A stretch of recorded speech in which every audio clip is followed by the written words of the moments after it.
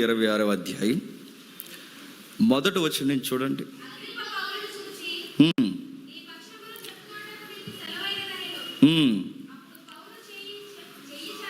26వ అధ్యాయం మొదటి వచనమేనా? చదువు. నీ పక్షమున చెప్పుకుంటకు నీకు సెలవైనది అనిను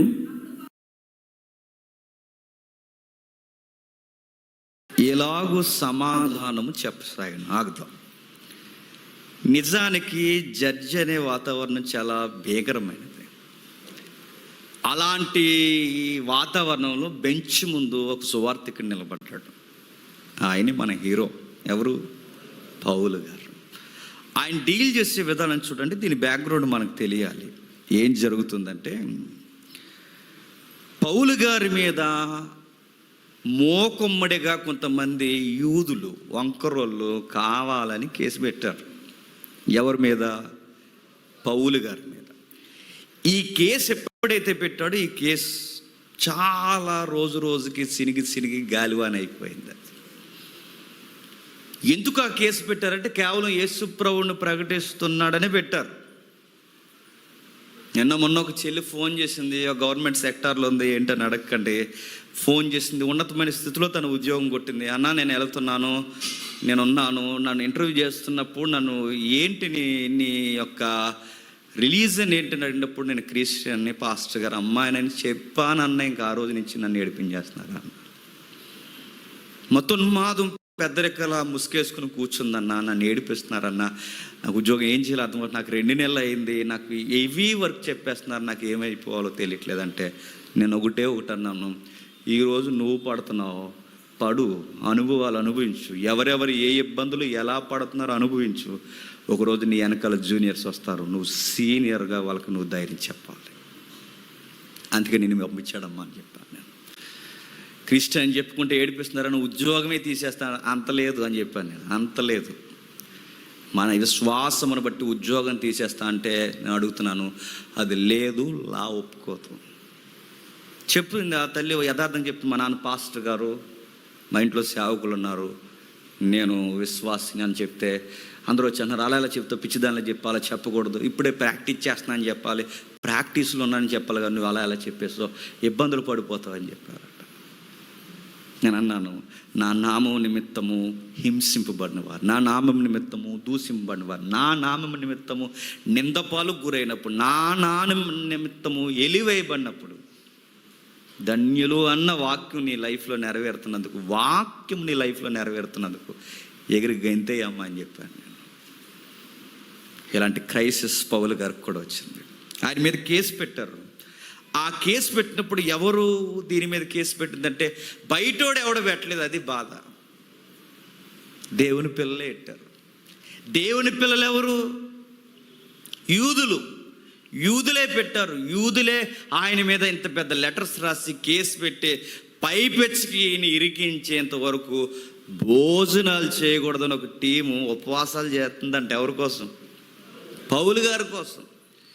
ఆ కేసు ఎప్పుడో పెట్టారు. నెలలు దాటేస్తుంది, సంవత్సరం దాటేస్తుంది, తీర్పు తీర్చరు, కేసు ముదురుతుంది. ఈ తీరుస్తాడు ఈ గవర్నర్ అంటే ఈ గవర్నర్ తీర్చాడు, మరో గవర్నర్ తీరుస్తాడంటే మరో గవర్నర్ తీర్చాడు. ఆ నెక్స్ట్ గవర్నర్ ఈ కేసు ఏదోలా తీర్చేస్తాడు, డీల్ చేస్తాడు, జడ్జిమెంట్ ఇస్తాడంటే ఆయన తీర్చడు, ఎవరో తీర్చడు.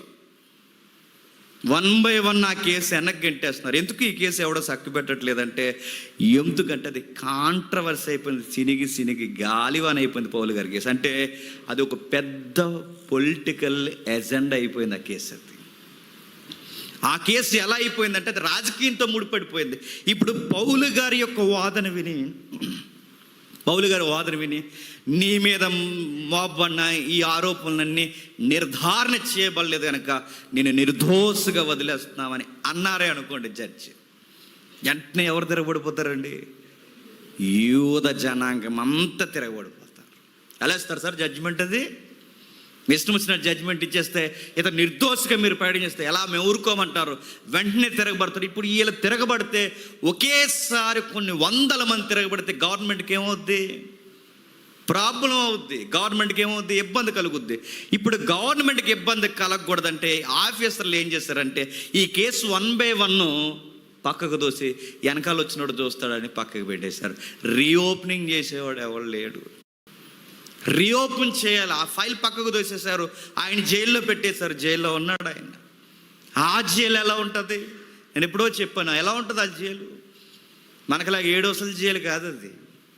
ఎలా ఉంటుంది జైలు? అది ఎలా ఉంటుంది తెలుసా? ఒక రాతిని ఇలా తవ్వేస్తారు, లోపలికి తవ్వుతారు.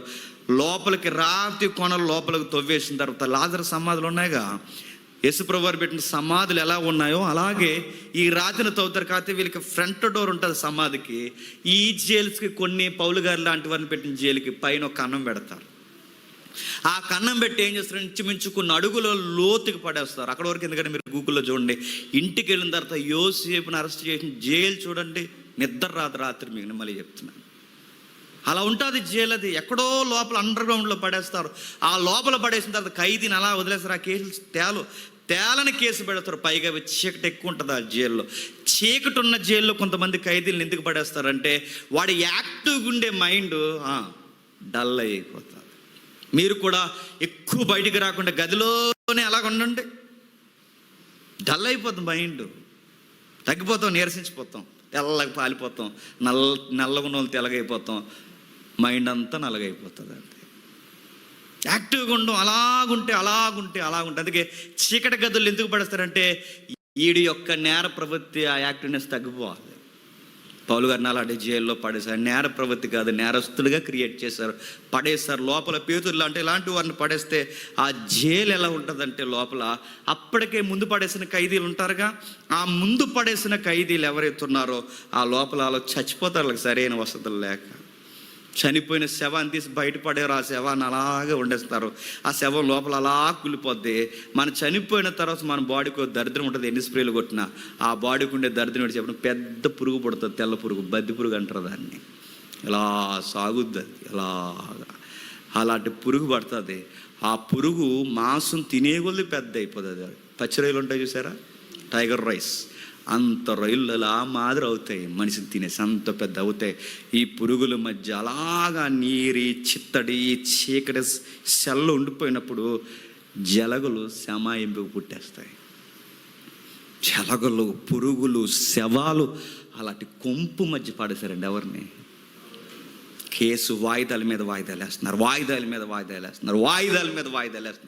ఎవడ చెక్ పెట్టలేదు, పక్కోడు దోషం. ఎందుకంటే ఇప్పుడు ఈ కేసు ఎవడ కదిపినా ఇలా పదవికే ఎసరు వస్తుంది. ఇప్పుడు ఇటు యూదులు తిరగబడిపోతారు. లేదు, ఒకవేళ యూదులు తిరగబడతారని ఒకవేళ డేర్గా డిసిషన్ తీసుకుంటే మరొకరు తిరగబడతారు. యూదులను మెప్పించడానికి, ఇదిగా అయ్యా హాలు పెట్టిన కేసుల మీద నీకు శిక్ష చేస్తున్నావంటే ఆయనకి మరొక ప్రాబ్లం ఉంది లీగల్గా. ఆ లీగాలిటీ ఉన్న ప్రాబ్లం ఏంటంటే ఆయనకు రోమ పౌరసత్వం ఉంది. ఎవరికి? పౌలు గారికి. ఇప్పుడు రోమ్ సిటిజన్షిప్ ఉంది. ఇప్పుడు రోమీలకి ఒక రోమా పౌరసత్వం కలిగిన వాడికి ఇప్పుడు శిక్ష చేశారంటే రోమీలు ఊరుకోరు. ఇప్పుడు ఈయన కేసుని చక్కబెట్టి నీ మీద ఉన్న కేసు ఎత్తేస్తున్నామంటే ఎవరు ఊరుకోరు? యూదులు ఊరుకోరు. ఇప్పుడు రెండు జనాంగాలు ఈ ఒక్క వ్యక్తి కోసం. అందుకే ఈ కేసు పెద్ద పొలిటికల్ విషయం అయిపోయింది. ఏ కేసు? పౌలు గారిది. వాయిదాల మీద వాయిదాలు వేసి పక్క గెంటేస్తారు. ఈ టైంలో ఈ సరాసరి సినిగి కేసు ఎక్కడి వరకు వెళ్ళిందంటే చక్రవర్తి వరకు పోయింది. చక్రవర్తి ఇప్పుడు ఫైనల్ జడ్జిలో ఉన్నాడు. ఆ చక్రవర్తి ఎవరు? అగ్రిప్ప. ఆ అగ్రిప్ప దగ్గరికి వెళ్ళేసరికి ఇప్పుడు స్టార్ట్ అవుతుంది వాదోపవాదన. ఆ వాదోపవాదంలో ఇప్పుడు ఏం జరుగుతుందో మనం చదువుతున్నాం. ఇది బ్యాక్గ్రౌండ్, చదువుదాం ఒకసారి. అగ్రిప్ప రాజా, మొదటి వచనం, అగ్రిప్ప పౌలును చూసి, నీ పక్షమును చెప్పుకుంటకు నీకు సెలవైనది. అప్పుడు పౌలు గారు చేయి చాపి ఇలాగూ సమాధానం చెప్పసాగను, తమ యూదులలో ఉండే సమస్తమైన ఆచారం. ఇప్పుడు జాగ్రత్తగా అండి, ఫస్ట్ పాయింట్ నొక్కుదాం ఒకసారి. ఇప్పుడు జడ్జి గారు వెళ్ళిపోయారు కంటే ఆ యూలే వెళ్తున్నాం అనుకో జాగ్రత్తగా. ఆయన ఉంటే అంత స్పీడ్గా చెప్పలేకపోతున్నాం, వెళ్ళిపోయారు గారు ధైర్యం చెప్తున్నా వినండి. ఏం జరుగుతుందో చూడండి. పౌలు గారు అంటున్నాడు, నీ పక్షమును వాదించుకోవాలి. మన మీదే కేసు నడుస్తుంది అనుకోండి, ఇండియన్ లా ప్రకారం ఏంటి చెప్పండి? డిఫెన్స్ ఇచ్చే లాయర్ ఉండాలి. ఎవరైతే ఇక్కడ క్రాస్ ఎగ్జామినేషన్ జరుగుతుందో అటు కంప్లైంట్ తరపున పీపీ ఉంటారు, ఇటు ముద్దాయి తరపున నేరారోపణ చేయబడిన నేరస్తుడు లేదా ముద్దాయి తరపున ఎవరో ఒక ప్రైవేట్ సెక్టార్లో ఉన్న ఎవరో ఒక అడ్వకేట్ ఉంటారు. అడ్వకేట్ వాదించాలి, లాయర్ వాదించకూడదు. ఎందుకంటే అడ్వకేట్ వేరు, లాయర్ వేరు. మనం రెండు ఒకటి అనుకుంటాం, అందుకే డబ్బులు ఎక్కువ తీసుకుంటారు కొంతమంది. మనం ఆ లాయర్ గారి దగ్గరికి వెళ్ళి, లాయర్ గారు మా కేసు వాదించాలి, లాయర్ గారు వాదించరు. లాయర్ అంటే జూనియర్స్, అడ్వకేట్ అంటే వాదించేవాడు సీనియర్. నాకు మొన్న తెలిసింది, అందుకే మీకు చెప్తాను. పేపర్లో చదివాను నేను, లాస్ట్ 2 years బ్యాక్ నుంచి చదివాను.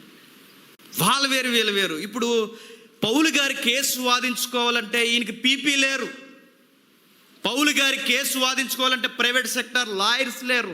పౌలు గారి కేసు ఎవరు వాదించుకోవాలి? అగ్రిప్పరాజు అన్నాడు, నీ పక్షమును నువ్వే వాదించుకోవాలి, నీ పక్షమును నీవే ఎవిడెన్స్ ప్రొవైడ్ చేయాలి, నీ పక్షాన నీవే డిఫెన్స్ ఇవ్వాలి, క్రాస్ ఎగ్జామినేషన్ ఇవ్వాలి. నువ్వేం చెప్పుకోవాలనుకుంటావో మొత్తం ప్రొఫైల్ నాకు చెప్పు, దాన్ని బట్టి నీకు జడ్జిమెంట్ నేను ప్లాన్ చేస్తాను.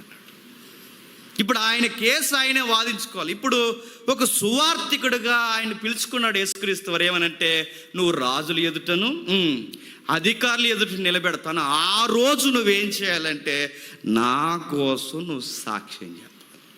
ఆ రోజు నువ్వు నా కోసం సాక్ష్యం చెప్పేలా అధికారులు ఎదురు నిలబడాలి. ఇప్పుడు పౌలు గారి పిలిపే ఏంటంటే అధికారులకు సువార్త చెప్పాలి. ఇప్పుడు అధికారులకు సువార్త చెప్పాలా, కేసు వాదించుకోవాలి? చెప్పాలి. అప్పుడు మనం ప్రార్థన చేస్తాం, బతుకుంటే ప్రభువా, బొలుసాకు తిని బతుకుతాం, ప్రభువా ముందు ఇది ఎత్తే ప్రభువా. పౌలు గారి మీద వాదించుకునే అవకాశం ఆయనకి ఆలాలో ఉంది కనుక ఇప్పుడు ఆయన అవకాశం ఏంటంటే, ఒకటి నేను సువార్త చెప్పాలి, 2 నా యథార్థత ఏంటో నాకు నేనే బయటెట్టుకోవాలి. ఇందులో నేను చాలా సెన్సిటివ్గా ఉన్నాను, ఇందులో నేను చాలా చాలా సున్నితమైన వ్యక్తిని. వీళ్ళ పెట్టిన కేసు అన్యాయపు కేసు అని నన్ను నేనే ప్రూవ్ చేసుకోవాలి, నన్ను నేనే ఇప్పుడు డిఫెన్స్ ఇవ్వాలి. ఎందుకంటే ఇది ఈదుల్లో నిలబడాడే గొడవ కాదు, ఇది న్యాయస్థానంకి వచ్చేసింది. ఇది మీ ఎదుట మేము చెప్పుకోవాలి. ఈదుల్లో గొడవడితే ఎవడెండో చెప్పాల్సిన దగ్గర చెప్పాలి. నిలబడ్డాడు, మాట్లాడుతున్నాడు. ఇందాక సార్ మాట్లాడుతున్న పాయింట్ గుర్తుపెట్టుకోండి, పౌలు గారు ఫాలో అవుతున్నారు. చూడండి, ఎవరో పాస్టర్ గారంట, మరి ఎవరో మరి ఆయన, మీరు మిమ్మల్ని కలవాలనుకుంటున్నారు రండి అన్నారంట. ఎవరిని? జడ్జి. ఎంత బలిసిందండి మన వాళ్ళకి. జడ్జిని రండి అన్నారట. జడ్జిని రండి అంటారా?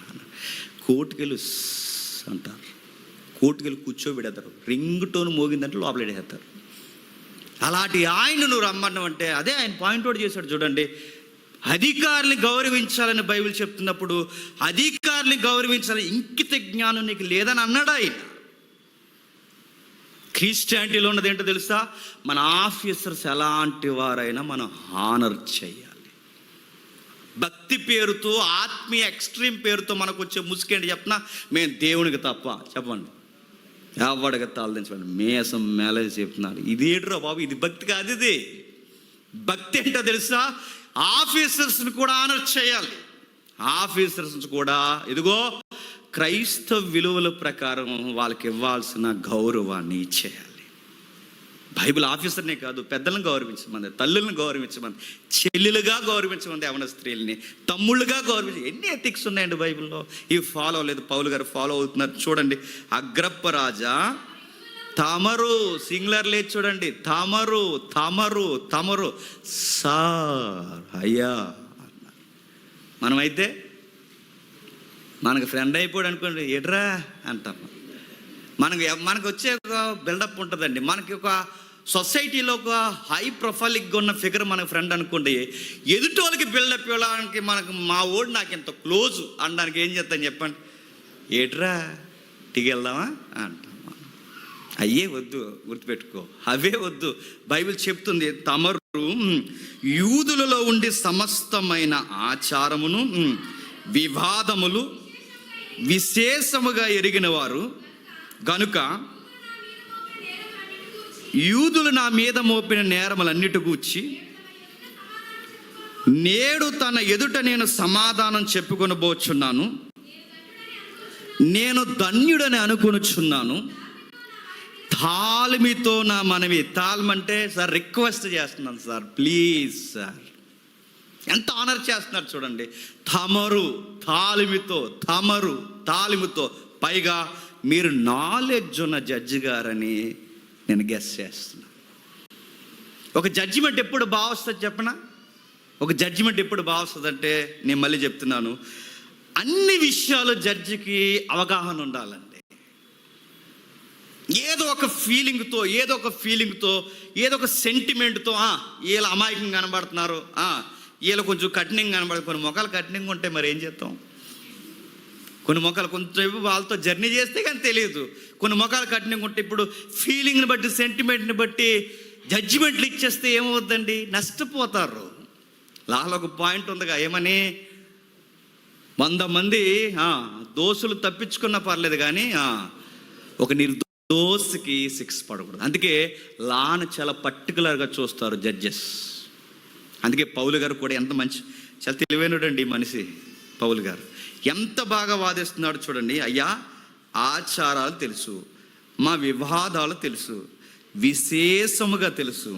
ఇప్పుడు మా ఆచారాలు మా వివాదాలు తెలుసు గనకే కరెక్ట్ జడ్జి వచ్చాడని నేను అనుకుంటున్నాను. మా వివాదాలు ఏంటో, మా పాయింట్స్ మీకు తెలియలేనప్పుడు మీరు మా గొడవ మీకు అర్థమదే ఏటర్ పిచ్చి గొడవ అంటారు మీరు, అంతే కదండి. ఇప్పుడు గొడవ ఏంటో పూర్తిగా అర్థం చేసుకున్నప్పుడు, అంటే వీళ్ళకి ఎందుకు వివాదాలు ఉన్నాయి పాయింట్ తెలియాలి, వీళ్ళ ఆచారాలు ఏంటి పాయింట్ తెలియాలి, వీళ్ళ కల్చర్ యాటిట్యూడ్ ప్రతీది తెలియాలి. అప్పుడు జడ్జికి బాగా అర్థం. ఇది అర్థం చేసుకో. అందుకే చూడండి, వాళ్ళు ఇన్వాల్వ్ అయిపోతారు కేసులో. మనకు పేర్లు గుర్తుండో, వాళ్ళకి పేర్లతో సహా గుర్తుంటాయి, వాళ్ళకి ప్లేసులతో సహా గుర్తుంటాయి. ఏంటి ఇందాక పాయింట్లో తూర్పు దిక్కు అన్నప్పుడు దక్షిణ దిక్కు అంటావేంటి అంటారు. ఇదే ఆడ అన్నాడని మనకి గుర్తుండదు, ఆయన గుర్తుంటుంది. అన్నీ గుర్తిస్తారు. తూర్పు దిక్కులేంటి, ఆ గుమ్మమా ఈ గుమ్మమా, అక్కడ ఎక్కడ పేరేంటి, పంచాయతీ ఎక్కడ, అడిగిందే అడుగుతారు. నిజం అనుకోండి, నిద్రపోయిన లేపిన నిజం తూర్పు దిక్కేనండి అంటారు. అబద్ధం అనుకోండి, నిద్రపోయి లేపితే ఇలాగ గొక్కుని ముక్కులో ఏలెట్టుకుని చెప్పండి దక్షిణం అనుకుంటానండి అండి, తీసేయండి అర్జెంట్గా అంటాను, అడుగుతున్నాను. అందుకే అది చూడండి, అడిగిన పాయింట్ అడిగి డిఫెన్స్లో తీసుకొచ్చి క్రాస్లోకి తీసుకొచ్చి అడిగి నిన్ను అడిగిందే వాడిని అడిగిందే నిన్ను అడిగి, ఇంతమంది 5 సాక్షులు ఒకే పాయింట్ ఒకడికొకడు తెలియకుండా ఎందుకు అడుగుతారంటే, నిజమైతే అందరూ ఒకటే చెప్తారు, అబద్ధమైతే 70 తప్పులు చెప్తారు. అబద్ధాలు 70 తప్పులు చెప్తారు, అక్కడ కేసులు పోతాయి. కేసుని అడుగుతున్న కేసు ఎలాగైనా ఇండియాలో కేసు ఎలాగైనా పెట్టచ్చండి, కానీ గుర్తుపెట్టుకోండి, తప్పుడు కేసులు నిలబడవు, దొరికేస్తారు. స్టోరీస్ క్రియేట్ చేస్తే దొరికేస్తారు, వాదనలు నిలబడవు. ఈదులైతే నోరేసుకుని గొడవ, ఆడు తప్పు ఈడు తప్పు. ఈదులో ఆడేచ్చు గొడవ, జడ్జి గారి ముందు గొడవాడు అంటే అయ్యగారు అంట తోలు తీసేస్తారు. అక్కడ ఎక్కువ ఏం అడుగుతున్నావు, నేను చెప్తున్నావు అని అడుగుతారు. అక్కడ నేను చూసాను అవన్నీ. నేను అడిగేది ఏంటి, నువ్వు చెప్పేదాడు. మరే కూటమి ఏమనుకుంటున్నావు, ఇది అనుకుంటున్నావా, పంచే గుడి అనుకుంటున్నావా, వాళ్ళు దగ్గర పెట్టుకుని చెప్పేవాడు. నువ్వు సాక్షి ఉంటే లేదా పోబాయిడికి చెప్తారు. ఇలా గుర్తుపెట్టుకో, తాళమితో వినవాలి సార్. మా విషయం అన్నీ మీకు తెలుసు సార్, మిమ్మల్ని గౌరవిస్తున్నాను. అగ్రిప్ప రాజా మొదటి పాయింట్ పొలైట్గా చెప్తున్నాడు, మర్యాదగా మాట్లాడుతున్నాడు. మన ఆత్మీయత అనే పేరుతో మర్యాద పోగొట్టకండి. అధికారుల దగ్గర వాళ్ళకి ఇవ్వాల్సిన మర్యాద ఇచ్చేయండి, వాళ్ళకి ఇచ్చేయండి. 2వ చెప్తున్నాడు, నువ్వు ఏవైతే చెప్పాలనుకున్నా కొంచెం ఓపికతో వింటే చెప్పేస్తాను సార్, చాలా స్పీడ్గా చెప్పేస్తాను సార్ అన్నాడు. నేను కూడా స్పీడ్గా చెప్పేస్తాను, వినేయండి. ఏం చెప్తున్నాడు సార్? నా ప్రొఫైల్ చెప్తాను సార్. 4వ మొదటి నుండి, యెరూషలేములో నా జనము మధ్య బాల్యము నుండి నేను బ్రతికిన బ్రతుకు ఎలాంటిదో యూదులందరూ ఎదుగురు, వారు మొదటి నుండి ఎరిగిన వారు గనక సాక్ష్యమిచ్చుటకు వారికి ఇష్టమైతే నేను వారి మతములోని బహునిష్టగల తెగను అనుసరించి పరిసయ్యుడిగా ప్రవర్తించింది. సార్ వీళ్ళు ఎవరో కొత్త వాళ్ళు కాదు సార్, నా మీద కేసెట్టింది మా ఊలే, బయట వాళ్ళు కాదు సార్. ఇందాక ఆయన మాట్లాడుతున్నాడు, మెజారిటీ సివిల్ కేసులు ఏ కేసులు అంట, దేవాలయాల కేసులు కాదట, సిగ్గుబాలిన విషయం చెప్పండి, మసీదు కేసులు కాదట, మరి చర్చ్ ప్రాపర్టీ కేసులు. మానవులకి గొడవలు ఎక్కువ ఉంటాయండి ఏంటో మరి. ప్రార్థనకి వెళ్తాం, గడప దాటిన చూసుకుందాం, బైబిల్ ఇంటికాడ వేటిని చూసుకుందాం అంటాం. ఉండు పాస్టర్ గారు వెళ్ళిపోయి చూసుకుందాం అంటాం. ఎన్ని గొడవలు చచ్చి అయిపోయాడు బతికిపోయావు అనుకున్నావు అంటాం మనం. ఎన్ని ఇస్తామో బిల్డప్లు. అందుకే మన వాళ్ళందరూ అక్కడ ఉంటారు. సరే, ఏం చెప్తున్నాడు? బాల్యము నుండి తెలుసు సార్. సార్ ముఖం తెలియనోడని కేసు ఎట్లేదు సార్. నేను అడుగుతున్నాను, నేను చెప్పేది అబద్ధమో కాదో నా విరోధుల్ని అడగండి. పౌలు గారు ఎంత తెలివైనడంటే, పౌలు గారికి సాక్షులు ఎవరున్నారంటే ఎవరు లేరు. ఎవరున్నా ఇంతో పాటు అరెస్ట్ చేస్తారు. ఇప్పుడు ఈయనకి సాక్షి ఎవిడెన్స్ కావాలి. ఎవరు ఎవిడెన్స్? వాళ్ళకి తెలియకుండానే కంప్లైంట్ ఇచ్చిన వాళ్ళనే చెప్పండి ఎవిడెన్స్ చేస్తున్నాడు. చూడండి, అదండి ఆ మనిషి. అందుకే అందరూ పిలుపు వేరండి. పౌలు గారు పిలుపు వేరండి, 12 మంది పిలుపు వేరండి, ఈ మనిషి పిలుపు వేరండి, ఈయన విధానం వేరండి. అందుకే వాళ్ళు ఎలా చెప్తున్నాడు చూడండి. ఎవరైతే కేసు పెట్టారో అడుగుతున్నాను సార్, నేను చెప్పేది అబద్ధమో కాదో కంప్లైంట్ ఇచ్చిన వాళ్ళని అడగండి సార్. ఏమంటారు? ఇతను బాల్యం నుంచి మీకు తెలుసా అంటే, తెలుసండి, సున్నతి చేయించుకున్నా కానీ తెలుసండి మాకు. పరిసయ్యుల టీంలో పనిచేసినట్టు నిజమేనా? చేశాడు సార్. మేము హెల్డర్స్గా పనిచేస్తున్నాం, అందులో మేము పెద్దలుగా ఉన్నాం. మరే మీ దగ్గర పనిచేసాడు? అవును సార్ చేశాడు. సరే, అలా ఓకే అంటున్నాడు, నువ్వు కంటిన్యూ చేయి. చెబుతున్నాడు నెక్స్ట్, నేను ఒకప్పుడు ఎలా ఉండేవాడిని అంటే సార్ చెప్తున్నాడు 5వ వచనంలో, మొదట నన్ను ఎరిగిన వారు కనుక సాక్ష్యించడం వారికి ఇష్టమైతే నేను మన మతంలో బహునిష్ట గల తెగను అనుసరించి పరిసయ్యుడిగా ప్రవర్తించి చెప్పగలరు. ఇప్పుడైతే దేవుడు మన పితరులకు చేసిన వాగ్దాన విషయమై నిరీక్షణ గురించి నేను విమర్శింపబడుటకు నిలిచి ఉన్నాను. ఒక మాట అడుగుతున్నాడు చూడండి. ఒకప్పుడు నన్ను నెత్తిమే పెట్టుకున్నారు సార్, ఈ బ్యాచ్ అంతా శపన కొడితే శబాస్ రా సౌలు ఉండాలిరా నీలట్టుడు మన మతానికి అన్నారు సార్. వీళ్ళు ఆ స్త్రీలను ఇంటెంటాజ్ వచ్చి వాళ్ళని ఈడ్చుకుని వెళ్ళిపోతుంటే అసలు నీలట్టి గుండె కావాలరా మన సమాజానికి అన్నారు. ఆడవాళ్ళనైనా మగవాళ్ళనైనా ఒకలాగా డీల్ చేస్తావరా, అసలు నువ్వురా మతం కోసం పుట్టావరు, నువ్వు మామూలుడు కాదరా, నువ్వు ఉండాలిరా అన్నారు. ఎవరిని? పౌలు గారు. పొగుడారు, అదన్నారు, ఇదన్నారు, అలా చెప్పారు, ఇలా చెప్పారు, నెత్తిని పెట్టుకుని ఊరేగారు, గొప్ప మాటలు చెప్పారు. ఇప్పుడు అదే నోర్లు అయ్యా ఒకప్పుడు పొగుడినోళ్ళు వెళ్ళే, ఇప్పుడు నా మీద కేసు పెట్టిన వాళ్ళు వెళ్ళే. ఎందుకు కేసు పెట్టరు ఇప్పుడు చెప్తున్నాను. మాకు ఆస్తి గొడవలు ఏమీ లేవు సార్. యేసుప్రభుని నమ్ముకున్న తర్వాత అన్నీ వదిలేసి తిరుగుతున్నాను నేను. మాకు ఆస్తి గొడవలు కానీ, ఈ ఎకరాల గొడవలు కానీ, మాకు అసలు ఇలాంటి ప్రాబ్లమ్స్, అసలు ప్రాపర్టీ విషయాలు కాదు సార్. అసలు ప్రాబ్లం ఎక్కడ వచ్చిందంటే, దేవుడిచ్చిన ఒక ప్రాపర్టీ ఉంది, దేవుడిచ్చిన ఒక ఆస్తి ఉంది, ఆస్తి వాగ్దానంగా ఉంది. ఆ ఆస్తి కొరకు మా పితరుడు అబ్రహాం ఎదురు చూశాడు, మా పితరుడు ఇస్సాకు ఎదురు చూశాడు, మా పితరుడు యాకోబు ఎదురు చూశాడు, మోసే, ప్రవక్తలు అందరూ ఎదురు చూశారు. ఆ ఆస్తి ఏదో కాదు సార్, వాగ్దానం. ఆ వాగ్దానంలో ఉన్న ఆస్తి ఏంటంటే మెస్సయ్య వస్తాడు, అదే ఆస్తి. మెస్సయ్య వస్తాడని ఏ నిరీక్షణ కొరకైతే వీళ్ళు ఎదురు చూశారో, ఏ నిరీక్షణ ప్రకటించుకుంటూ అబ్రహాం తిరిగారో, ఆ నిరీక్షణ కొరకే నేను ప్రకటిస్తున్నాను. ఆ నిరీక్షణ కొరకు ఇంకా ప్రకటించకండి, ఆయన వచ్చేసాడు, ఇంకా ఎదురు చూడాల్సిన అవసరం కాదు. ఆ నిరీక్షణ ఎవరో కాదు, ఆ మెస్సయ్య ఎవరో కాదు, నజరేతులో పుట్టిన యేసుడని చెప్పాను సార్. అక్కడ వచ్చింది సార్ మా గొడవ అన్నాడు. నా మాటలు అర్థమవుతున్నాయా? కేసులో ఆయనేంటో చెప్పేస్తున్నాడు. చెప్పండి నెక్స్ట్ కేసు ఏంటో కూడా చెప్పారు. అదండి ఆ మేధశక్తి ఉండాలండి. 10వ తరగతి పాస్ అయిపోయిన వెంటనే మేము సేవకు వచ్చేస్తాం అంటే ఏం చేస్తావు? కరోనాలో పాస్ అయిపోయావా? ఏం చేస్తావు అడుగుతున్నాను, ఏం చేస్తావు? ఇప్పుడున్న విశ్వాసులు మనకన్నా తెలివైన వాళ్ళండి. ఇప్పుడు మనకన్నా తెలివైన వాళ్ళు. ఇంత వంకరోళ్ళకి, తెలివైన వాళ్ళకి వాక్యం చెప్పాలంటే చదువుకోవద్దండి. ఇలాంటి వ్యక్తులకి ఈ సొసైటీకి రోజు రోజుకు కొత్త పంతులు దొక్కుతున్న ఈ సొసైటీకి వాక్యం చెప్పాలి అంటే ఒక థియలాజికల్ స్టడీ వద్దండి. సొసైటీలో ఉన్న హిస్టరీ మనకు తెలియవద్దండి. సొసైటీ ఎలా ఉందో, ఈ పాయింట్ ఆఫ్ లా ఏంటో మనకి ఇవేం తెలియకుండా మనం తగునమ్మా అని తయారైతే అడుగుతున్నాను, ఏం చేస్తావు యేసుక్రీస్తు వారిని వచ్చి? ఇలాంటి డిఫెన్స్ ఎదుర్కోగలవా? పౌలు ఎదుర్కొంటున్నాడు. బాగా చదువుకున్న అబ్బాయి అండి ఆయన.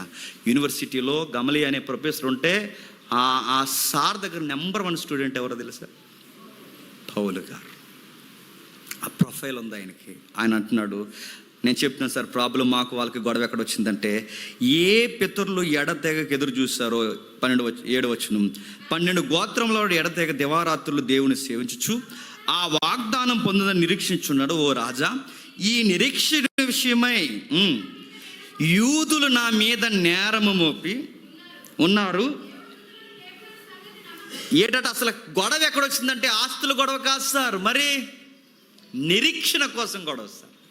నేను మాట్లాడుతున్నాను సార్, అసలు వీళ్ళందరికీ మైండ్స్ పనిచేస్తే, లాజిక్ అనేది రీజనబుల్ లాజిక్ ఉంటే ఒక మాట అడుగుతున్నాను సార్, వీళ్ళ నన్ను పాయింట్అవుట్ చేస్తున్నారుగా నిరీక్షణ కోసం చెప్తున్నాను అన్నప్పుడు, అసలు అరెస్ట్ అనే తప్పు నా మీద ఎత్తాలి అంటే అసలు ముందు ఎవరిని తప్పు పట్టాలో తెలుసా?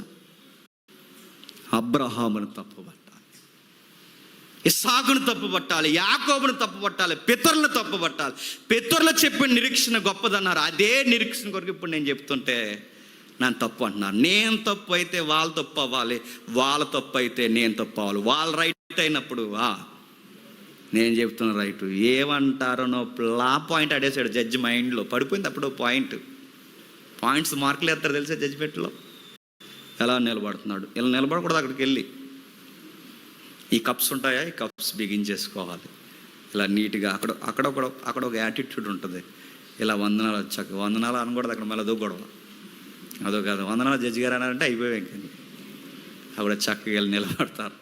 చక్కగా ఒక పద్ధతి, నీ 2 కాళ్ళు స్ట్రైట్ ఉండాలి. ఈ యాటిట్యూడ్కి కూడా మార్కులు ఉంటున్నాయి. వీడు ఎలా ఉంటున్నాడు, ఏంటి వీడి చూపులు ఎక్కడ ఉంటున్నాయి, రెక్లెస్గా నిలబడుతున్నాడు, ఇవన్నీ గమనిస్తారండి. అవన్నీ పాయింట్స్ మెయింటైన్ చేస్తున్నాడు పౌలు గారు. మెయింటైన్ చేస్తూ ఆయన అంటున్నాడు, ఇదిగో అయ్యా నేను ఒక మాట అడుగుతున్నాను అయ్యా, ఒక పాయింట్ మీరు గుర్తుపట్టండి. మీకు లా తెలుసు అంటే మా ఆచారాలు ఏంటో తెలుసు, మా పితరులు అంటే ఏంటో తెలుసు, మా వివాదాలు అంటే తెలుసు, మాలో ఉన్న మౌలికమైన మూలాలన్నీ మీకు తెలుసు కనుక మీకు చెప్తున్నాను. అబ్రహాం గారు మీకు తెలుసు కనుక చెప్తున్నాను. అసలు ఈ పాయింట్లో నన్ను తప్పుపడితే ముందు ఎవరిని తప్పు పట్టాలి సార్ చెప్పండి సార్? అబ్రహాం గారు రైట్ అయితే లా ప్రకారం చెప్పండి, నేను కూడా రైటే కదా సార్. బాగుంది, కంటిన్యూ అన్నాడు. ఎవరు చూపించుంటాడు, నాకు తెలుసు లుక్ ఇచ్చుంటాడు ఎవరు. పాయింట్ బాగుంది. నెక్స్ట్ పాయింట్కి వెళ్దాం ఒకసారి. నెక్స్ట్ ఏం జరుగుతుందో చూడండి. 8వ వచనంలో, దేవుడు మృతులను లేపునన్న సంగతి నమ్మదగినదని మీరు ఎలా ఎంచుచున్నారు? నజరేయుడైన యేసు నామమున విరోధముగా అనేక కార్యములు చేయవలనని నేను అనుకొట్ని. ఏమని చెప్తున్నాడు చూడండి, ఒక మంచి మాట అన్నాడు చూడండి. మృతులను దేవుడు లేపుతాడన్న సంగతి నిజమని నమ్ముచున్నారు, ఎంచుచున్నారు, అవునా కాదా అన్నాడు. చాలా తెలివైనడు అండి. ఈయన మీద కేసులు పెట్టిన వాళ్ళు 2 వర్గాలు పెట్టారు. ఒకరు పరిసయ్యులు, సద్దుకాయలు. పరిసయ్యులు పునరుద్ధానం ఉందని నమ్ముతారు. సద్దుకాయలు పునరుద్ధానం లేదు, ఏమీ లేదు, వ్యవహారం అంతా ఎక్కడ ఉందంటారు. ఎవరు?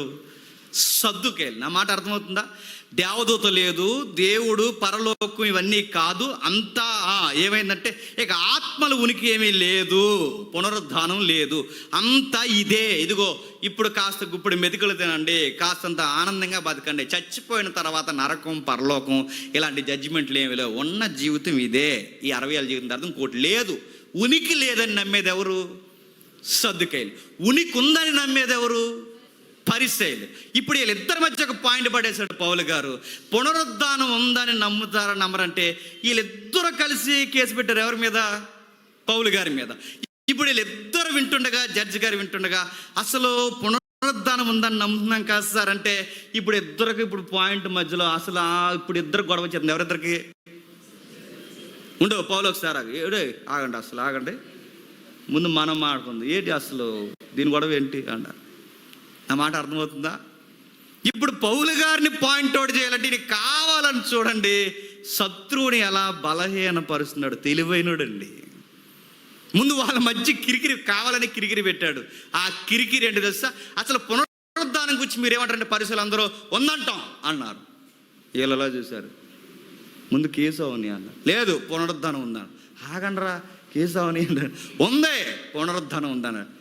నీడిగా ఆగలేదు. లేదురా ఉందరా, లేదురా ఉందరా, లేదురా ఉందరా, లేదురా ఉందరా, లేదురా ఉందరా. ఇప్పుడు బాగానండి, ఈ శత్రువు సాక్ష్యాల్లోనే ప్రత్యేకించి ఒక టీం తెలియకుండానే ఎవరి వైపుకి వచ్చేసింది చెప్పండి. అది పౌలు అంటే, గుర్తుపెట్టుకో. అది పౌలు అంటే. ఇప్పుడు శత్రువుల్నే, విరోధుల్నే తనకు తెలియకుండా సాక్షిగా తిప్పేసుకున్నాడు. దిగాడు రంగంలోకి, మాట్లాడుతున్నారు. ఏమంటారు సార్ అనగానే ఆయన ఏమంటారు, ముందు ఇద్దరు గొడవ వేసుకుంటున్నారు. సగం వీక్ అయిపోయింది కేసు. కిందికి, యెరూషలేములో నేను ఎలాగ చేసేదనో, నేను ప్రధాన యాజకుని వల్ల అధికారం పొంది పరిశుద్ధులను అనేకులను చెరసాల్లో వేసి వారిని చంపినప్పుడు సమ్మతించదని. పౌలు గారి లైఫ్లో ప్రతిసారి ఎవరిని జ్ఞాపకం చేసుకుంటాడు చెప్పిన? స్టెఫెన్ జ్ఞాపకం చేసుకుంటాడు. అనవసరంగా మత ముసుగులు ఆ కుర్రోని చంపేస్తాను, అనవసరంగా ప్రేయర్ చేసినప్పుడు స్టెఫెన్ గుర్తొస్తాడండి. చివరికి కోర్టులో నిలబడి వాదిస్తున్నప్పుడు కూడా ఆ నీతిమంతుడైన స్టెఫెన్ కేకలు ఇంకా గుర్తొస్తున్నాయి. సార్ ఆనెస్ట్గా చెప్తున్నాను సార్, ఆ మైక్ని చంపేశాను సార్, నేను మతం అలా నడిపించింది సార్ నన్ను. ఇంకా కిందకి చెప్తున్నాడు, సమ్మతించాను అనేక కార్యాలు సమాజ మందిరములలో వారిని దండించి వారు దేవదూషణ చేయుచున్నట్లు బలవంతము పెట్ట చూస్తున్నాయి. కావాలని ఒక పెద్ద కేసులు పెట్టాను సార్. ఏంటంటే వీళ్ళని సాదా సీదా పాయింట్స్ ఇరికిస్తే వీళ్ళు దొరకరని దేవదూషణ, బ్లాస్ఫమీ అన్నాను ప్రతిసారి. దేవదూషణ. యూదులలో దేవదూషణ అంటే వెంటనే నిలువుటంగిలు ఇలా సింపేసుకుని వెంటనే బూడు జల్లుకుని ఎవడైతే దేవదూషణ చేస్తున్నాడో వాడిని ఏం చేస్తారు చెప్పండి? చంపేస్తారు. స్టెఫెన్ని మామూలుగా చంపలేదు సార్, దేవదూషణ అనే ఒక నేరమే చంపేస్తాం. ఇలా స్టెఫెన్నే కాదు, చాలా మందిని చంపాం.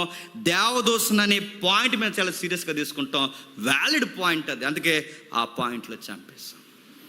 ఇప్పుడు ఈ మధ్య కూడా మీరు మొదలు మీరు గమనిస్తున్నారా? కావాలని మన నోటంట కావాలని దేశాన్ని అనేలా చేయడం, మన దేశ గౌరవాన్ని అనేలాగా చేయడం, కావాలని మన దేశంలో ఉన్న ఉన్నతమైన వ్యక్తుల్ని మన నోటంట దిగజార్చేలా మాట్లాడాలని మన మీద స్క్రీన్ రికార్డులు రెడీ చేయడం, ఇవన్నీ వాళ్ళు మాట్లాడితే మనం వాళ్ళ కౌంటర్లు ఇవ్వడానికి మనం ఏం చేస్తామంటే మనం ఈ కంగారులో దేశాన్నో దేశ నేతలను ఏదో అనేస్తాం, తీసుకెళ్ళి లోపలాడేస్తారు. మనం తెలుగుగా ఇరికించేయడం అనమాట. ఈ మధ్య ఒక పాయింట్ చెప్తున్నారు చూసారు, ఇది పెద్ద లాజిక్ లాగా.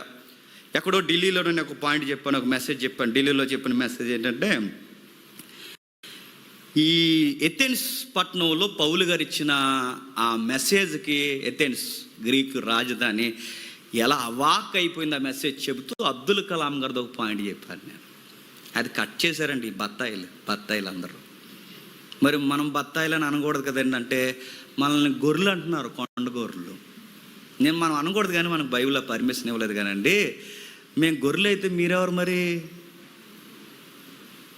అనకూడదు. మరి ఇంకా మేము గొర్రెలు అయితే మరి మీకు ఒకటి ఉందిగా, ఒక యానిమల్ ఉందిగా, మీకు పేడ ఉందిగా, దాని టాయిలెట్ తాగుతారుగా. మేమంటే మేము ఎందుకు చెప్పినా మాకు బైబిల్ ఎథిక్స్ నేర్పించింది.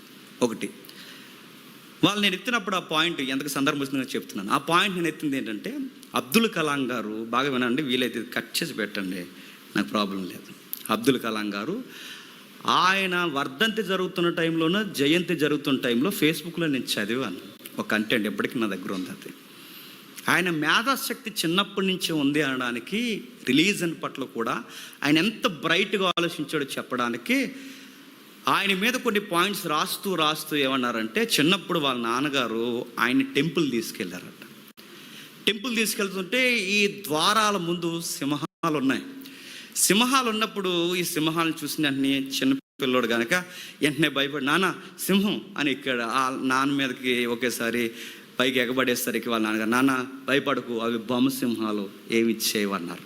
అప్పుడు అబ్దుల్ కలాం గారు అన్నారట, నాన్న మరి సింహాలు బొమ్మ అయినప్పుడు సింహాలు ఏమి చేయవు, బొమ్మ సింహాలు అన్నప్పుడు మరి లోపల దేవుడు కూడా బొమ్మే కదా నాన్న, ఏం చేస్తాడని తీసుకొచ్చావు అని అడిగాడు ఆ రోజు. ఆ పాయింట్ నేను చెప్తే వీళ్ళ పెద్ద లాజికల్ పాయింట్లు కదా కట్ చేసి అబద్ధాలు చెప్తారు క్రైస్తవ గొర్రెలు అని నా ఫోటో ఎట్టి వీడియో పెట్టి, అబ్దుల్ కలాం గారు ముస్లిం అయినప్పుడు గుడికి ఎలాగెళ్తాడు, ఇదో లాజిక్. మరి అయ్యా నిన్న మాట్లాడుతున్నాను చెప్తున్నాను, అబ్దుల్ కలాం గారి యొక్క నాన్నగారు వృత్తి ఏంటో కనుక్కో ముందు, చదువు, బయోగ్రఫీ చదువు ముందు. వాళ్ళ నాన్నగారు వృత్తి ఏంటో కనుక్కో. మళ్ళీ ఒక మాట్లాడుతున్నాను, అబ్దుల్ కలాం గారు అమ్మగారు ఫొటోస్ గూగుల్లో ఉంటే ఒకసారి చూడు. మెడలో ఏముందో, నుదుటికి ఏముందో, చెంపలకు ఏమున్నాయో ఒకసారి చూడు. ముస్లిమ్స్ అన్నావుగా, చూడు ఒకసారి. వాళ్ళు ఇండియన్ ముస్లిమ్స్ అయినా మన కల్చర్లో చాలా వాటిలో మమేకమై ఉన్నారు. అక్కడ వరకు ఎందుకండి, ఇప్పటికీ చాలామంది ముస్లిమ్స్ తిరుపతి వెళ్ళరండి, ఇప్పటికి వెళ్ళరా. నేను మళ్ళీ అడుగుతున్నాను, వాళ్ళ నాన్నగారు వృత్తి ఏంటి? వాళ్ళ నాన్నగారు వృత్తి ఏంటంటే ఆ రామేశ్వరం ఉందిగా పైన, అక్కడ ఆయన నావ నడిపించేవాడు. నావ ఎవరు? అబ్దుల్ కలాం గారు నాన్నగారు. ఈ నావ నడిపిస్తున్నప్పుడు ఈ నావ అట్నుంచి నది నుంచి అటు, ఇటు నుంచి అటు నదిలో తిప్పుతూ ఈ హిందూ దేవాలయాల్ని యాత్రికులు చూపించడానికి గైడ్గా పనిచేసేవాడు ఎవరు? అబ్దుల్ కలాం గారు నాన్నగారు. అంటే అబ్దుల్ కలాం గారు నాన్నగారు హిందూ టెంపుల్కి లేదా ఈ వారధికి గైడ్గా పనిచేస్తున్నట్టు ఖచ్చితంగా ఆయన టెంపుల్కి వెళ్తాడా వెళ్ళడా చెప్పు. ఈ చదవరు. నెక్స్ట్, అప్పటికి ఆయనకి 5 ఏళ్ళు వచ్చేసరికి చనిపోయాడంటే 5 ఏళ్ళు కుర్రవాడికి అడుగుతాడు, నీకు నాకు 5 సంవత్సరాలు తాగుతాం మనం. ఆయన తెలివైనడు కనుక అడుగుతాడు. ఆయన తెలివైనడు కనుక అడిగాడు, నీకు వీలైతే రా, నువ్వు కెమెరా పెట్టుకుని అడిగితే రా, నీకు మైక్ ఇస్తాం, మేము మైక్ తీసుకుంటాం, నువ్వు డిఫెన్స్ అయ్యి మేము డిఫెండ్ చేస్తాం, ట్రూత్ ఏంటో బయటికి చెబుతాం. వస్తావా? రావు. ఎటకారం చేస్తావు, అమ్మని తిట్టేస్తావు, భార్యను తిట్టేస్తావు, ఇంకా నా పిల్లల్ని తిట్టేస్తావు, అందరిని తిట్టేస్తావు. నీ గ్రంథం విలువలు నీకు నేర్పించలేదు, నా గ్రంథం విలువలు నాకు నేర్పించింది. నీ గ్రంథం కనీసం గౌరవం నీకు నేర్పించలేదు, నా గ్రంథం ఎదుటోడు ఎలాంటి వాడని గౌరవించమని నేర్పించింది. ఇప్పుడు చెప్తున్నాను, నీకు ఓపుకుంటే గూగుల్లో చదువు. ఎందుకంటే పుస్తకాలు ఎలా కొనవు కనుక గూగుల్లోనే ఫేస్బుక్లోనే ఉంటావు కనుక ఆ గూగుల్లో చదువు ఒకసారి. అబ్దుల్ కలాం గారు నాన్నగారు వృత్తి ఏంటి, అబ్దుల్ కలాం గారు మదర్ ఎలా ఉన్నారు, వీళ్ళు ఏ కల్చర్ ఫాలో అయ్యారు, వాళ్ళ బిలీఫ్ ముస్లిం అయినా వాళ్ళు ఏ కల్చర్లో వాళ్ళు నడిచారో ఒకసారి చదువు. అప్పుడు అర్థమవుతుంది ఆయన టెంపుల్కి వెళ్ళాడా వెళ్ళలేదా. ఓకే, వదిలేసేయండి. పౌలు గారు అంటున్నారు, దేవదోషణ అనే ఒక పాయింట్ మీద ఇరిగించేస్తాం. మన దేశంలో కూడా కావాలని మన నోటితో దేశాన్ని తిట్టించడం, కావాలని మన నోటితో దేశ అధినేతలను తిట్టేలా మనం మాట్లాడితే చివరికి ప్రాబ్లం ఎక్కడ వస్తుంది చెప్పనండి? సువార్తకు ప్రాబ్లం వస్తుంది. అందుకే ఆయన ఒప్పేసుకుంటున్నాడు, అయ్యా మేము తెలివిగానే మేము చాలామందిని దేవదోషణ అనే పాయింట్ మీద మేము ఇరికించేస్తాం. కిందికి చూడదు. ఇతర పట్టణాలకు వెళ్ళి వారిని హింసించుచుంటిని,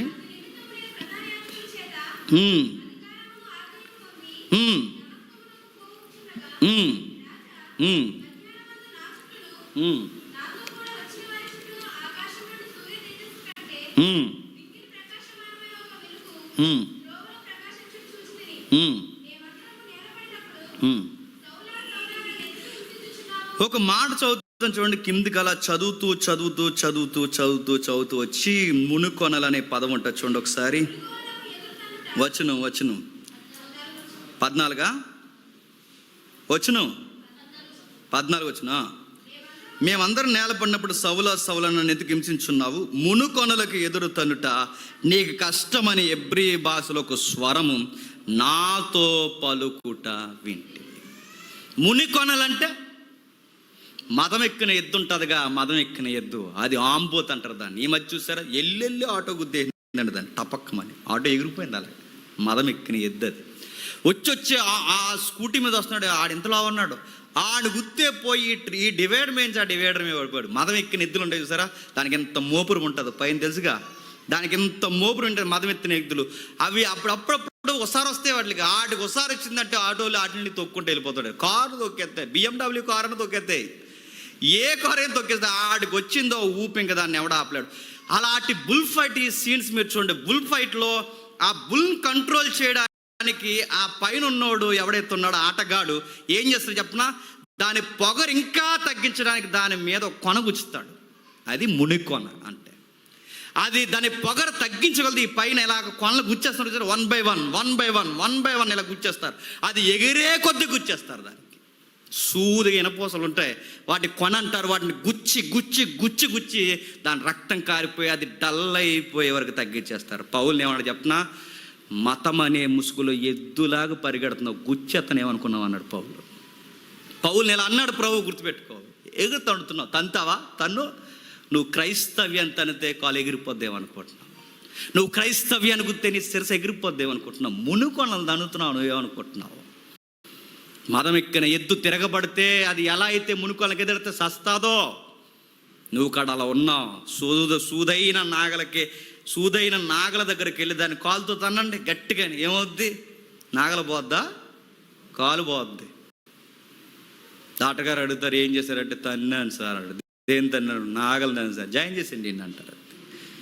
పౌలు గారు చెప్తున్నారు, ప్రభు చెప్తున్నాడు పౌలుకి, జాగ్రత్త, నేను పిలుస్తున్నాను, పలుకుతున్నాను, ఒక మాట నీకు చెప్తున్నాను, లే, నువ్వు నాకు కావాలి, నేను చెప్తున్నాను హెబ్రీ భాషలో, నువ్వెవరని నన్ను అడిగావుగా, నువ్వు హింసించుచున్నా ఎస్ దైవాన్ని ఏమనుకుంటున్నావు, నువ్వేదో మతమే పెద్ద భక్తి అనుకుంటున్నావు, అది కాదు. నేను చెప్తున్నాను, నీకు క్షమాపణ ఇచ్చాను, నీకు నేను చెప్తున్నాను రా, నేను నీతో మాట్లాడుతున్నాను రా, నువ్వు వచ్చి సాక్షిగా నిలబడు.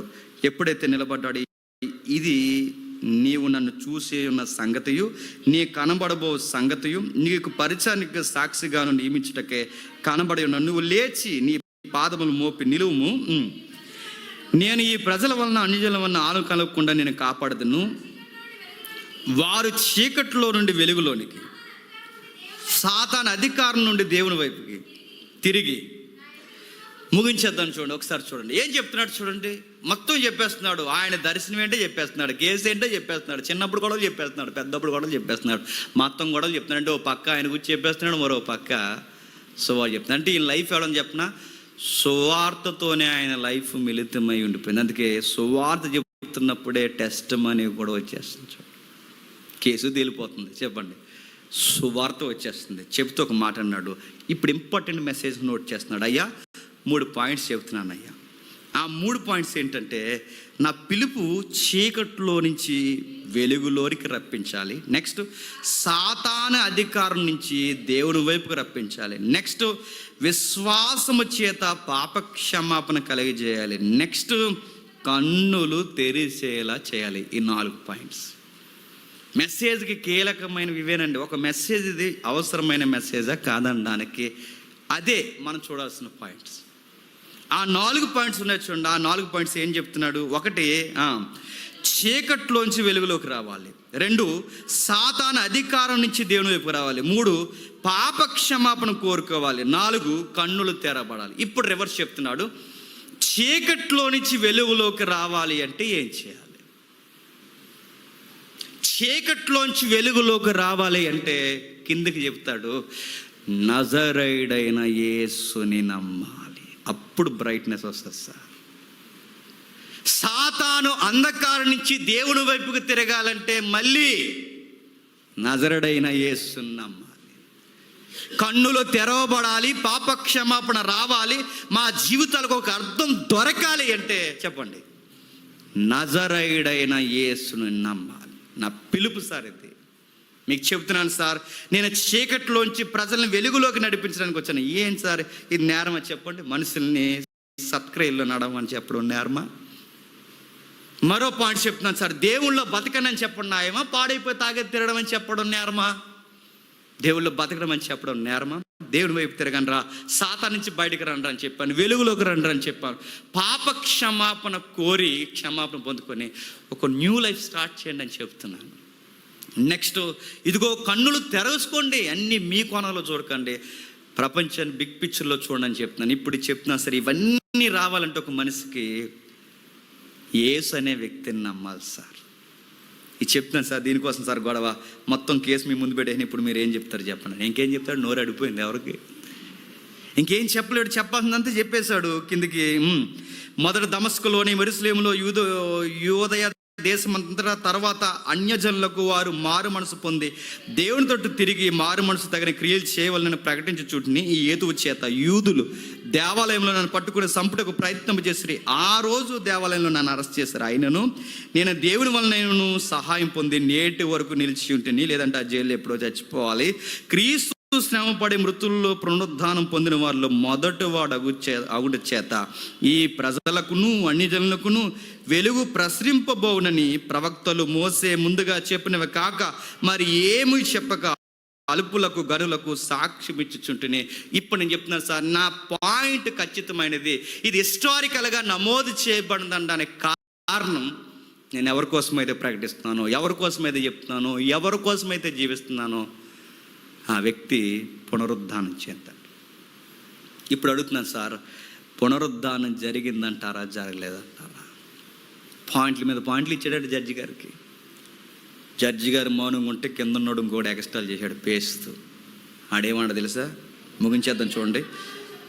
పౌలు గారి ఈ కేసు అంతా ఎలాగ సమాధానం చెప్తుండగా పేస్తూ, సౌలు నువ్వు ఎర్రువాడివి, అతి విద్య వల్ల నీకు ఎర్రు పట్టిందని గొప్ప శబ్దంతో చెప్పిన. అందుకు పౌలు ఇట్లా మహాఘనత వహించిన పేస్తూ, నేను ఎర్రువాడిని కాని కానీ సత్యమును స్వస్థబుద్ధి గల మాటలే చెప్తాను. తెలియకుండానే గౌరవిస్తూ అంటించాల్సింది అంటించేసాడు చూడండి. ఇప్పుడు మాట ఎర్రోడివి, పుస్తకాలు బాగా చదివేది పిచ్చెక్కిపోయి కొంచెం సైకలాజికల్గా డిస్టర్బెన్స్ జరిగిపోయి మాట్లాడుతున్నావు నువ్వు అన్నాడు. అప్పుడు అన్నాడు, సార్ ఒక మాట్లాడుతున్నాను సార్, నేను ఎర్రివాడిని కానని నేను చెప్తున్నాను, స్వస్థ బుద్ధి ఉందని చెప్తున్నాను. ఒక మాట్లాడుతున్నాను చెప్పండి, నేను ఎర్రోడిని కాదన్నానంటే ఎవడు ఎర్రోడు అని చెప్పండి దాని అర్థం చెప్పండి. చూసారా అంటే ఎత్తున్నాడు, చూసారా? బుద్ధి లేదురా నీకంటే, అవును సార్ నాకు బుద్ధి లేదు అంటే ఏంటంటే దాని అర్థం ఏంటండి? అన్నోడికి లేదని. పౌలు గారు ఎంత బాగా అంటున్నారు, సార్ మిమ్మల్ని ఆనర్ చేస్తున్నాను, మిమ్మల్ని నేనేమన్నో, నాకు అతి వద్య వలన ఎర్రే పడితే సార్ నాకు లాజిక్స్ ఎలా చెప్పగలను సార్, స్వస్థ బుద్ధి ఇంకా నాకు మైండ్ ఎలా ఉంటుంది సార్, పాయింట్ బై పాయింట్ నా బాల్యం నుంచి గతాన్ని నేను చెప్తున్నానంటే నా మైండ్ డిస్టర్బెన్స్ అయితే నా బాల్యం నేను ఎలా చెప్పగలను సార్? నా బుద్ధి బాగానే ఉంది కనుక సార్, మెంటల్ కండిషన్ బాగానే ఉందిగా. జడ్జి దగ్గర మెంటల్ కండిషన్ బాగుందా లేదు కూడా ముందు అది చెక్ చేస్తారు, గుర్తుపెట్టుకోవాలి. నా మెంటల్ కండిషన్ కూడా బాగుంది సార్, అంత బాగుంది, మీరు నన్ను ఇబ్బంది పెడుతున్నారు, అయినా నీకు అర్థం అవ్వాలండి మా గొడవలు అన్నాడు. ఈ గొడవలు అర్థం అవ్వాలంటే ఒక పాయింట్ తెలియాలి సార్. ఏంటి ఆ పాయింట్ అంటే, మా వివాదాలంటే ఏంటో తెలియాలి, మా ఆచారాలంటే ఏంటో తెలియాలి, అసలు మాకు ఎందుకు గొడవలు అవుతుందో తెలియాలి. మీకు తెలదు కనుక వాయిదాలు వేసేస్తారు, మీరు తేల్చలేదు, నీకు తెలియదు కానీ చెప్పండి. జడ్జి గారికి తెలుసా అని అన్నాడు. ఈయన కాదంటూనే ఆయన పొగుడుతున్నాడు చూడండి ఎవరిని. వెంటనే ఆయనకి ఎలా ఉంటుంటుంది చెప్పండి, అలా సర్దుకుని ఆగవయ్యా కంటిన్యూ అని చెప్తాడు. కంటిన్యూ పాయింట్ నెక్స్ట్ అన్నాడు. ఆయన చెబుతూ, అయినా రాజుకి సంగతులన్నీ ఎరుగును గనక అతని యొద్ద నేను ధైర్యముగా మాట్లాడుతున్నాను. అంటే మీకు తెలదు, మీకు తెలియదు, ఆయనకి తెలుసు. సబ్జెక్ట్ ఆయనకు తెలుసు సార్, మీకు సబ్జెక్ట్ తెలియదు. కేసులా లీగాలిటీ మీరు చూడలేదు సార్, ఆయన లీగాలిటీ చూస్తాడు అని చెప్పి నేను ధైర్యంగా మాట్లాడుతున్నాను. వాటిలో ఒక్కటి అతనికి మరుగై ఉండలేదని రూఢిగా నమ్ముచున్నాను. ఎందుకు ఆయనకు మరుగై ఉండలేదంటే, నేను చెబుతున్న యేసుక్రీస్తు శిలువ బలియాగము ఒక మూలన జరిగిన కార్యము కాదు. సిటీ నడిబొడ్లో ఆయన సిలివేశారు ఆయన్ని. అందరూ చూస్తుండగా ఊరేగించారు ఆయన్ని, అందరూ చూస్తుండగా ఆయన సిలివేసి చంపేశారు. నేను అడుగుతున్నాను, ఏదో మూల జరిగిన స్టోరీ అయితే నేను కిట్టించాను అనుకోవచ్చు. మీ రికార్డ్స్లో లేవా ఆయన సిలివేసినవి? ఇప్పటికి లేవా? నజరేతులో పుట్టిన యేసుని ఇదిగో రికార్డెడ్గా ఈ ఖైదీ నెంబర్ ఇదిగో ఈ విధంగా యూదుల రాజు అని ఒక ట్యాగ్ రాసి చంపేసిన హిస్టరీ రికార్డ్స్ మీ దగ్గర లేవా? అయినా ఆ రోజుల్లోనే ఈయన వేరే టౌన్లో జడ్జిగా చేస్తున్నప్పుడు అప్పుడు ఈ సిలువ కార్యక్రమం జరిగిందన్న విషయం నీకు తెలీదా? నేను చెప్పేది అబద్ధమైతే హిస్టరీలో నమోదవుతుంది కదా సార్. మూలం జరిగిన కార్యక్రమం కాదు కదా ఇది, మూలన జరిగిన కార్యక్రమం కాదు గనక నేను చెప్పే వాస్తవాలు గనక సిటీలో జరిగింది కనుక కేసు సార్కి బాగా తెలుసు. వెంటనే ఒక మాట అన్నాడు కిందికి, తమ్ముడు వాడికి బైబిల్ తీసి ఆ వచనం చదువు, వాడికి బైబిల్ తీసి ఆ నెక్స్ట్ వచనం చదువమ్మ. అగ్రిప్ప రాజా, తాము ప్రవక్తలని నమ్ముచున్నారని ఎరుగుదును. అందుకు అగ్రిప్ప, ఇంత సులభముగా నన్ను క్రైస్తవుని చేజూచున్నావే. ఆగుదామండి. అక్కడ ఒక మాట అంటున్నాడు చూడండి, మీరు ప్రవక్తలను నమ్ముచున్నారా అన్నాడు. ఏమన్నాడండి? మీరు ప్రవక్తలను నమ్ముతా లేదంటే ఏమంటారు చెప్పండి? యూదులు అంటే ఈ పరిసయ్యులు సర్దుకెళ్ళి కలిసి, సార్ మీరు కేసు వరకు చూడండి, మా ప్రవక్తలను అఘోరపరిచారు, మా మనోభావాలు దెబ్బతింటాయి, మీ కేసు దేవద్దు, ఇంకో మా వండులేండి అంటారు. ఎవరు? మీకు అర్థమైందా? వాళ్ళ ప్రవక్తల్ని డౌన్ చేసి మాట్లాడారు అనుకోండి, ముందు ఇలా ఫీల్ అయిపోతారు ఎవరు. ఇప్పుడు ప్రవక్తల్ని మేము నమ్మము, మోసే ఎవడో, బాప్టిజం ఇచ్చి యోహాను ఎవడో అని అన్నాడు అనుకోండి, ఎంత పెద్ద అధికారి అయినా వీళ్ళు తిరగబడిపోతారు ఎవరు. ఇప్పుడు నమ్మట్లేదంటే ప్రవక్తలను అవమానపరిచినట్టు, నమ్ముతున్నామంటే ఆ ప్రవక్తలు చెప్పిన ఆయన కోసమే చెప్తున్నాను, బాప్టిజం తీసుకోండి అంటాడు ఈ మనిషి. ఎవరు? రెండు ప్రాబ్లమే. ఆ టైంలో ఒక మాట అంటే ఇప్పుడు చదువు వాడికి భయం.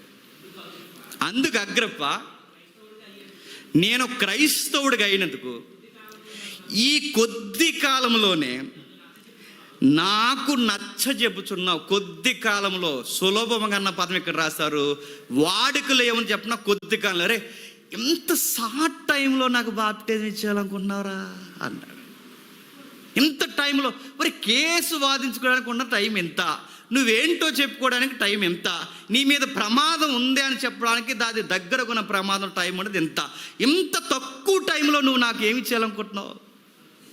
నన్నే క్రైస్తవం చేయాలనుకుంటున్నావు. ఈ మనిషికి తగిన మాట ఏంటి చెప్పిన, సమయమందును అసమయమందు. దీనికి రివర్స్ మాట చెప్పిన, సమయమందు అసమయమందు మనం సువార్త చెప్పాలి అంటే నెక్స్ట్ దీనికి రివర్స్, సమయమందు అసమయమందు కూడా నువ్వు ముందు ప్రయాసపడడం నేర్చుకోవాలి, అప్పుడు చెప్పగలవు. నా మాట అర్థమైందో లేదు? నువ్వు సమయమందు అసమయమందు వాక్యం చెప్పాలంటే ముందు నువ్వు సమయమందు అసమయమందు కూడా వాక్యం చదవాలి. ఆ మాట నీకు అర్థమైందా? అంటే అది చెయ్యాలి అంటే ముందు ఇది ఉండాలి నీకు. అప్పుడు నువ్వు ఆ టైం వచ్చేసరికి నువ్వు వాడబడగలవు. నీకు నిద్ర వస్తే బైబిల్ చదువు, నిద్ర వస్తే ప్రార్థన చేయి, ఒక గంట మెసేజ్ చెప్తే అరగ చూస్తామా ఇంకా వదలు పెట్టనేసి. అది నీ సమయం అని అడుగుతున్నాను. పౌలు గారు అడుగుతున్నారు, సార్ నా టైం ఏదన్నా సార్ అది సమయమైనను అసమయం. సార్ మీరు ఓపెన్ అయిపోయారు, నేను సిగ్గు లేకుండా ఓపెన్ అయిపోతున్నాను అన్నాడు. ఎవరు? మీరు ఓపెన్ అయిపోయారు సార్, నన్ను క్రైస్తవుని చేస్తాను, మీరు ఓపెన్ అయిపోయారు, నేను కూడా ఓపెన్ అయిపోయి ఒక మాట అంటున్నాను సార్. సార్ ఒక మాట చెప్తున్నా సార్, మనసులో మాట అసలు సార్ ఒక మాట చెప్తున్నాను, సులభంగాను దుర్లభంగానే అసలు మీకే కాదు సార్ బాప్టిజం ఇవ్వాలనుకుంటుంది. నేను నా ఫీలింగ్ ఏంటి చెప్పండి సార్, ఈడికి ఈడికి ఈడికి ఈడికి ఈడికి ఇంకో మాట చెప్పండి సార్, వీటికి ఏటికి నా సైన్ ఏవైతే నాకు వేసిన ఈ సంఖ్యలు ఉన్నావో ఈ సంఖ్యలు కూడా బాప్టిజం ఇచ్చేద్దామన్న ఫీలింగ్తో ఉన్నాను సార్. కాకపోతే వీటికి జీవం లేదని వదిలేసాను సార్ అన్నాడు. గుర్తుపెట్టుకో, వీటికి జీవం లేదని వదిలేసాను సార్. అయినా నాకు మాట్లాడుతున్నాను, ఈ సంఖ్యలు తప్ప, ఈ బంధకాలు తప్ప అందరూ నా వల్లే క్రైస్తవులు అవ్వాలని కోరుకున్నది. వీటిని వదిలేసాను సార్, ఫోన్లే అని మాట్లాడవు కనుక, లేదా వీళ్ళు కూడా బాప్టిజం ఇచ్చేద్దాం సార్. ఆయన కమిట్మెంట్ చూసారా సార్? ఈయన పాయింట్ అడి చెప్పినా అసలు జడ్జి గారికి బాప్టిజం ఇచ్చేస్తే ఎలా ఉంటుందని ఫీల్ అవుతున్నాడు చూడండి. అది ఇప్పుడు చెప్తున్నాను, కేసు ఏంటో చెప్పేశాడు, నెక్స్ట్ తానేంటో చెప్పేశాడు, నెక్స్ట్ తన యేసుక్రీస్తుని ఎందుకు నమ్ముతున్నాడు చెప్పాడు. మొత్తం చెప్పిన తర్వాత ఆయన ముగిస్తూ ఒక మాట అన్నాడు. ఏమని తెలుసా? సార్ ఇది చెప్పండి, ఈసారి మీకు ఎలా ఉంటాలో ఏమంటే ఈ కేసు తేల్చలేకపోయాడు, దీన్ని వాయిదేసేస్తున్నాం అన్నాడు. ఎందుకంటే ఆయనకి బాప్టిజం ఇచ్చేసిలా అన్నాడు. ఇప్పుడు దీన్ని సుప్రీం జడ్జికి పంపిస్తున్నాం, పై ప్రదేశాలకి కేసుని పంపించండి. వీడు మామూలుడు కాదు. నేను ముగించేస్తున్నాను. సువార్త చెప్పాలన్న ఆశ మనకు ఉండాలి కదండి. నేను ముగించేస్తున్నానండి. సమయమందు అసమయమందు వ్యక్తులు ఎవరైనా వాళ్ళకి సువార్త చెప్పాలన్న ఆశ మనకుంటే ఖచ్చితంగా మన సువార్త చెప్పగలం. ఒకే ఒక ఎగ్జాంపుల్ చెప్పి నేను ముగిస్తాను. టైం అయింది సార్ వల్ల ఏమనుకోకండి. ఒక మిషనరీ ఉన్నాడు. ఆ మిషనరీ ఎంత వాక్యం చెప్పినా వీళ్ళకి అర్థమయ్యేది కాదు. చాలా విలువైన మాటలు ఆయన చెప్పాడు. ఈ ఆది తెగ వాసులు ఉంటారు చూసారా, వీళ్ళ దగ్గరికి వెళ్ళి వాక్యం చెప్తుంటే రిచర్డ్సన్, ఆయన పేరు రిచర్డ్సన్, వాక్యం చెప్తుంటే ఈ ఏజెన్సీ లేదా ఈ దీవుల్లో ఉండే ప్రజలకు ఒక గుణం ఉంటుంది. వీళ్ళు ఏమంటారంటే అంత విని ఇలా సేమ్ సిటీకి మటు గొడవ వచ్చేద్దాం. ఈ దీవుల్లో బతుతారు కదా, ఈ దీవుల్లో బతుకుతున్న వాళ్ళకి వాకింగ్ చెప్పి అంత వాకింగ్ చెప్తే సాయంత్రం ఈ తెగోడు ఆ తెగోడు దారిలో పడినప్పుడు ఎంత వాక్యం విని మెసేజ్ అయ్యి అలా వెళ్తున్నప్పుడు ఈడు అవిటి వైపు చూసి ఏంటి ఈడు ఎలా వచ్చిరని చూతులకి ఈడ అటు నుంచి చూసి ఏడ్రా అలా చూస్తున్నావు ఏంటి, చూసుకుందాం సాయంత్రం రచ్చబండలో అనేవారు. అలా గొడవ చూసా. పూర్వం 10 సంవత్సరాలు గొడవలు ఎలా ఉండేయండి, అంటే గొడవ, అంటే గొడవ, లింగి పైకి గడేవారు, చొక్కా పై గుండి మామూలు. ఎందుకు పెద్ద గొడవలే ఉండవు, ప్రెస్టేజ్ గొడవలు ఒకప్పుడు మీరు చూసారా. తుమ్మితే గొడవ, దొగ్గితే గొడవ. దీన్ని ఏమంటారు చెప్పండి? నాగరికత లేనప్పుడు గొడవలు ఎక్కువ ఉంటాయి. నాగరికత లేని వారి మధ్య గొడవలు చెప్తే ఈ గొడవలకి సొల్యూషన్ ఇవ్వడానికి, నెక్స్ట్ సువార్త చెప్పడానికి, వాళ్ళని విద్యాపరంగాను వైద్యపరంగా అన్ని విధాలుగా అభివృద్ధి పొంది క్రీస్తు వెలుగును వాళ్ళకి ప్రకటించడానికి రిసర్చ్ అని వాక్యం చెప్పడానికి అక్కడికి వెళ్తే అంత వాక్యం విని ప్రసంగమైన వెంటనే గొడవకి వెళ్ళిపోయారట. ఎవరు? ఈ ఆదివాసులు. ప్రసంగమైన వెంటనే గొడవకి వెళ్ళిపోయారు. ప్రతిసారి గొడవకి వెళ్ళిపోతే ఆయన ఫీల్ అయిపోయాడు. 7 సంవత్సరాల నుంచి చెప్తున్నారా మీకు వాక్యం, గొడవకి వెళ్ళనంటారు, ఆయన వెంటనే గొడవకి వెళ్ళిపోతారు. ఇంకెప్పుడు ఇలా ఉండమంటారు, వెంటనే గొడవకి వెళ్ళిపోతారు. ప్రతిసారి మీతో నేను పడలేకపోతున్నాను. మీలాంటి వాక్యం చెప్పే కన్నా ఈ చెట్లకు పుట్లకు వాక్యం చెప్పుకుంటూ పోయారు. మీలాంటి వాక్యం చెప్పే కన్నా ఇంకా ఏ మూర్ఖులు ఉంటారు వాళ్ళకి పోయి వాక్యం చెప్తాను. మీ దగ్గర 7 సంవత్సరాలు వేస్ట్ అయిపోయింది, నేను వెళ్ళిపోతున్నాను, నేను ఉండను. లాస్ట్ సార్ లేదు సార్, ఈసారి మేము వింటాం సార్, ఖచ్చితంగా వాక్యం వింటామంటే అయితే వినండి, ఈసారి ఇంక లాస్ట్ నేను చెప్తున్నాను ఏమనుకుంటున్నాను అని చెప్పారు. ఆ రోజు సువార్త చెప్పాడు. ఇస్కరియోతు యోధ అనేవాడు యేసుప్రభువుని అప్పగించేశాడు. ద్రోహి, మనం అలా ఉండకూడదంటే మొత్తం మెసేజ్ ఇలా అన్నారట. ఉంటే ఆడికిలా ఉండాలండి అన్నాడు. ఎవడాడు? గురువు గారి దగ్గర 3.5 సంవత్సరాలు ఉండి ఆడు ఎంత తెలివిగా ఆడు మెయింటైన్ చేయాలి. మనం కూడా ఆ గుడువుల దగ్గరికి వెళ్ళిపోయి వాళ్ళలో కలిసిపోయినట్టుండి మన జాగ్రత్త వాళ్ళతో మమేకమైపోయి సేమ్ యోధలాగా వాళ్ళకి దెబ్బ వేయాలరా మనం, ఆడికిలా బతకాలరా బతుకుతాయని అన్నారట. ఎవరిని చూసి? బుర్ర పిచ్చెక్కేసింది ఎవరికి? రే ఏం మనుషులు రా మీరు, నేను ఇన్ని సంవత్సరాలతో మీకు చెబితే యేసుక్రీస్తు అర్థం అవ్వలేదు కానీ యోధ అర్థం ఏంటారు మీకు? మరి ఎక్కడ పుట్టారా మీరు అందరూ? ఏట్రా మీరు అందరూ? మిమ్మల్ని మార్చండి నా వల్ల, చిచ్చి మీ దగ్గర ఉండే కానీ వెళ్ళిపోవడం బెటర్, నేను వెళ్ళిపోతున్నాను ఇంకా నన్ను ఆపకండి అని పెట్టి బేడ సత్తుకుని వెళ్ళిపోతున్నాడు. అయ్యే కదే లేదా అసలు యోధ ఆడి యాంటీ పర్సన్ మాకు తెలియదు, ఆడేదో కొంచెం బాగా ఆడు కొంచెం కోవెట్గా బాగా పనిచేసాడు అనుకున్నాం కానీ అసలు మాకు తెలియదు సార్ ఇంకెళ్ళం సార్ ప్లీజ్ అయ్యా మీకు మాట, మీరు వెళ్ళిపోతే మా పిల్లలకి చదువులు రావయ్యా, మీరు వెళ్ళిపోతే మాకు బట్టలు వేసుకోండి రాదయ్యా, మీరు వెళ్ళిపోతే మాకు అన్నం తినడం కూడా రాదయ్యా, మీరు వెళ్ళిపోతే మాకు బతుకు రాదయ్యా, మీరు వెళ్ళిపోతే సొసైటీలో సమాజంలో మేము కలవలేమయ్యా, ప్లీజ్ అయ్యా వెళ్ళిపోద్దు, మాకు నారకథ నేర్పించండి, మా పిల్లల భవిష్యత్తు బాగు చేయండి, మేము వింటాం మీ ప్రభు మాటలు వింటాం అన్నప్పుడు సరే వినండి. నేను నమ్మలేకపోతున్నాను మిమ్మల్ని, నాకు నమ్మాలంటే సార్ మీరు నమ్మాలంటే గూడెం పెద్దగా ఒక మాట నేను చెప్తున్నాను సార్. మా దగ్గర ఒక నమ్మకాలు ఉంటాయి సార్. ఆ నమ్మకాలు ఏంటంటే మేము ఎప్పుడు గొడవలు పెట్టుకోమన్నాక ఒక నిబంధనలు చేసుకుంటాం సార్. ఆ నిబంధన ఏంటంటే మాకు పుట్టిన తొలి సంతానం బిడ్డ ఎవరైతే ఉన్నారో ఆ బిడ్డను పట్టుకెళ్ళి ఆ గూడెం పెద్ద మనుషులకు ఇచ్చేస్తాం సార్. మేము పొరపాటున వాళ్ళ మీద గొడవకి దొంగ దెబ్బలకు వెళితే వెంటనే మా బిడ్డను అక్కడ చంపేస్తారు.